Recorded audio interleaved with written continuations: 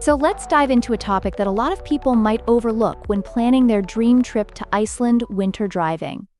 Now you might think, how different can it be, right? But let me tell you, driving in Iceland during the winter is like navigating a real-life winter wonderland that's also a bit of a treacherous maze. Think about it. You've got limited daylight. We're talking about, 4 to 5 hours in December?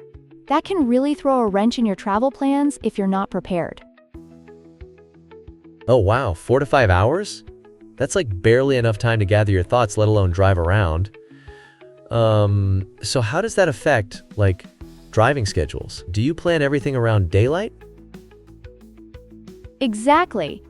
You want to schedule your drives when there's light, ideally from about 10 a.m. to 3 p.m. Not only does this give you a better chance of seeing the incredible scenery, like frozen waterfalls and, those iconic black sand beaches, but it also helps you avoid those icy, unlit roads. Imagine driving in the dark, and then suddenly, bam! You hit black ice.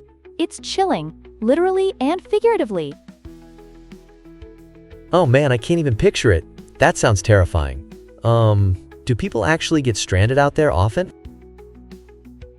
Unfortunately, yes. You see, Iceland's weather can flip on a dime. One minute it's almost serene, and the next, a blizzard rolls through. We call that a whiteout. Roads can become impassable, especially those rural roads that can close for the winter.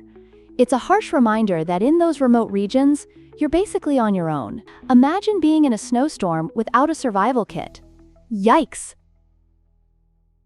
Right. Speaking of survival kits, what's the most important stuff you should have stocked up? Great question. An emergency kit should include blankets, food, water, lots of water, flashlights, and even a shovel. I once found myself stuck on the side of a mountain road with a flat tire, and let me tell you, having a shovel saved my day when I needed to dig out the snow. And don't forget to download offline maps. Cell service can be spotty in rural areas.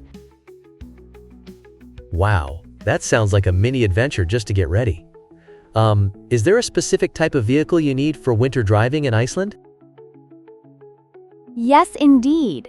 Renting a car? Make sure it's a mandatory 4x4. Especially if you plan on tackling those F-roads. They're typically closed from September to June. Think of them as the ultimate off-road challenge. If you're going off the beaten path, you definitely don't want to be in a compact car that can't handle the terrain. F-roads, huh? They sound pretty intense.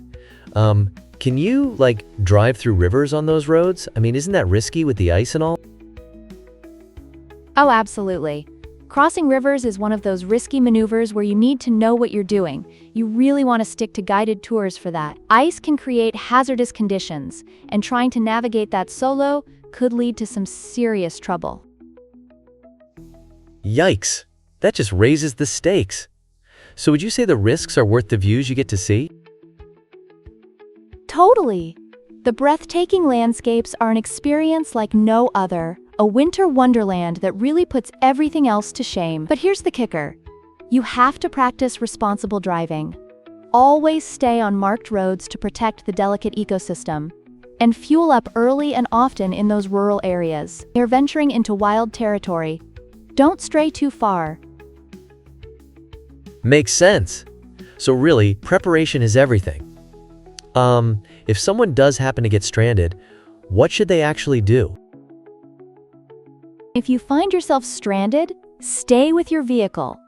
It's like a safety cocoon.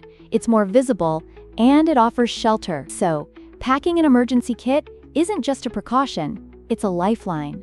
Trust your instincts, be cautious, and you'll have an incredible adventure in Iceland's wintry landscapes. Awesome! That sounds both exhilarating and terrifying. I can't wait to hear more.